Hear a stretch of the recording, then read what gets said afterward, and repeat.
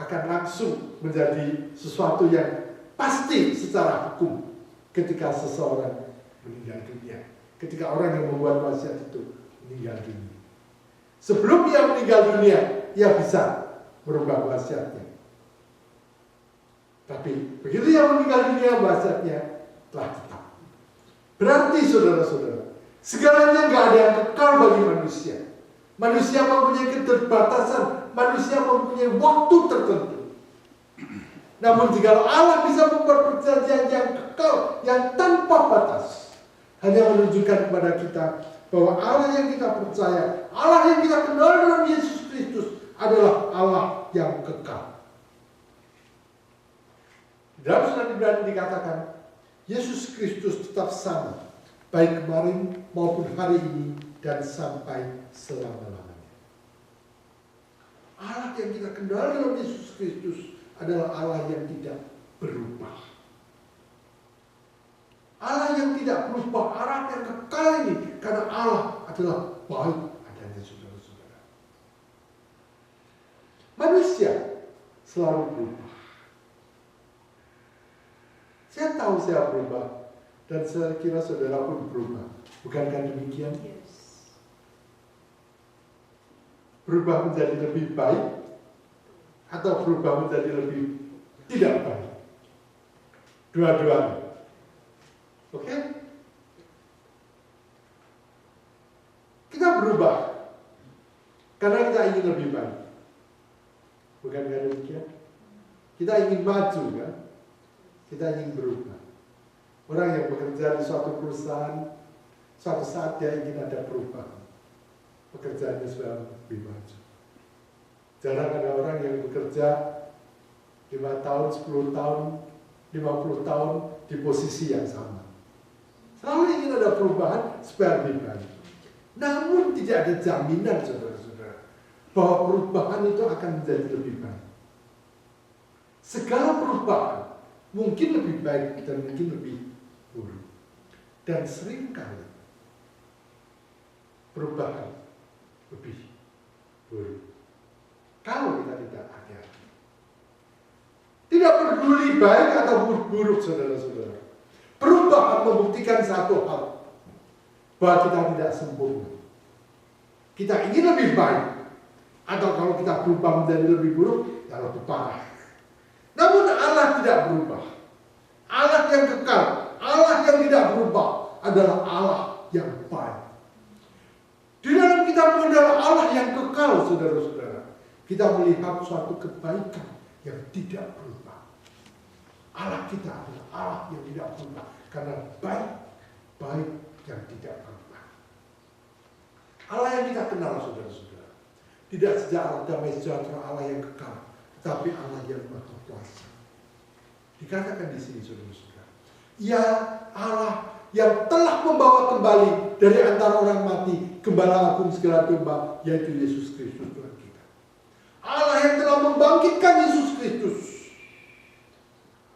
Siapakah yang bisa membangkitkan orang mati?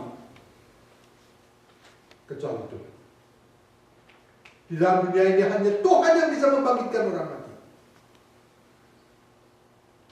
Dan itulah kekuasaan Tuhan, saudara-saudara.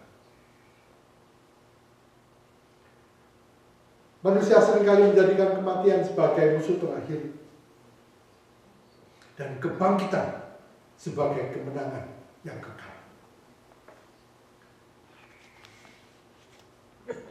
Di dalam 1 Korintus pasal 15 dikatakan, sengat maut ialah dosa dan kuasa dosa ialah hukum Taurat.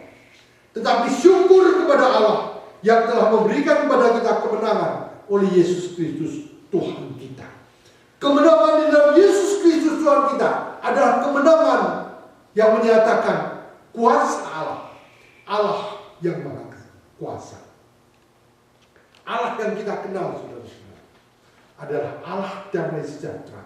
Allah yang kita kenal adalah Allah yang kekal. Allah yang kita kenal adalah Allah yang maha kuasa. Sebagai anak-anak Tuhan, kita mempunyai jaminan. Jaminan akan kebangkitan. kita memiliki jaminan berbagian di dalam kemahakuasaan Allah. Oleh sebab itu saudara-saudara, jikalau Gembala Agung kita yang menuntun kita sungguh benar-benar dapat menikmati berkat yang Tuhan sediakan bagi kita. Dikatakan di dalam Injil Yohanes, seperti seorang gembala yang mengembalakan kawanan ternaknya dan menghimpunnya dengan tangannya. Anak-anak domba di pangkuannya, induk-induk domba dituntunnya dengan hati-hati. Demikian pula kita. Saudara-saudara, kita sebagai anak-anak Allah, kita sebagai domba-domba Allah, Allah berjanji mengembalakan kita, menghimpun kita dengan tangannya, bukan menghimpun dengan tongkatnya. Ia menghimpun kita dengan tangannya, dengan kelemah lembutan, dan anak-anak dombanya di pangkunya, induk-induk domba dituntunnya. Itulah janji yang diberikan Allah melalui Nabi Yesaya. Allah yang kita kenal adalah sumber berkat. Berkat apakah yang akan Allah berikan kepada kita? Di dalam ayat yang kita baca tadi saudara-saudara, kita melihat isi berkat di dalam ayat 21 dikatakan, kiranya memperlengkapi kamu dengan segala yang baik. Apa itu berkat Tuhan saudara-saudara? Segala yang baik. Segala yang baik Tuhan berikan kepada kita. Namun permasalahannya saudara-saudara, ada kalanya apa yang baik bagi kita belum tentu baik di dalam pandangan Tuhan. Dan ada kalanya yang baik di dalam pandangan Tuhan belum tentu baik di dalam pandangan kita. Seperti apa yang dianggap baik oleh seorang anak belum tentu dianggap baik oleh orang tuanya. Dan yang dianggap baik oleh orang tuanya mungkin gak baik dalam pandangan anak itu. Bukankah demikian seringkali kita hadapi kenyataannya saudara-saudara? Kita katakan pada anak kita, ini baik. Dia katakan, enggak, itu enggak baik. Kita katakan, ini makanan sehat. Dia katakan, enggak enak. Saudara-saudara, Tuhan memberikan kepada kita segala yang baik. Apa itu yang baik? Dalam rangka kita mengucap syukur saudara-saudara, kita mengucap berkat Tuhan. Tuhan, puji Tuhan, terima kasih. Kita mengucap syukur untuk apa? Untuk hal-hal, untuk segala hal yang kita inginkan dan kita peroleh. Sehingga kita saling mengucap syukur untuk hal yang pertama, yaitu mendapat hal yang kita inginkan. Kita katakan ini berkat Tuhan. Wah, saya tahun ini mendapat banyak berkat Tuhan. Saya minta dalam pekerjaan bisa berhasil. Wah, ya, walaupun gak 100% lumayan juga. Wah, kita mulai menghitung berkat-berkat. Yang kita doakan, yang kita inginkan, kita peroleh. Kita anggap itu berkat Tuhan. Namun saudara-saudara, ada kalanya tidak mendapat hal yang kita inginkan juga merupakan berkat Tuhan.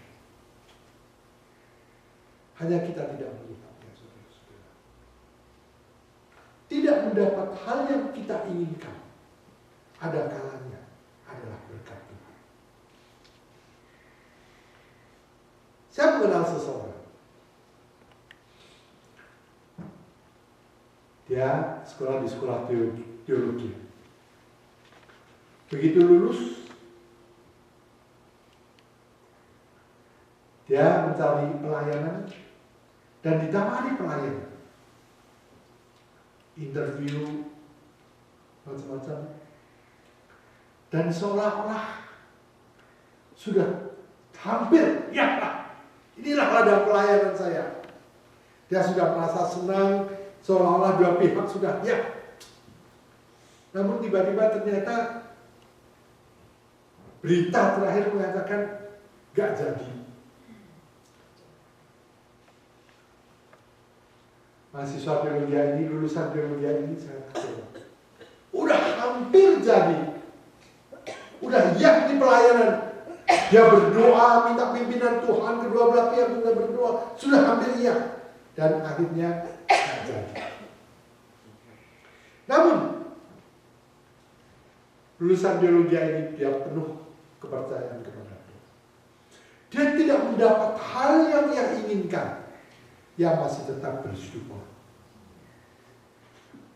Dia katakan, ya Tuhan, aku bersyukur Engkau yang memberikan pelayanan ini kepada saya. Karena saya tahu Tuhan akan memberikan yang lebih baik kepadaku.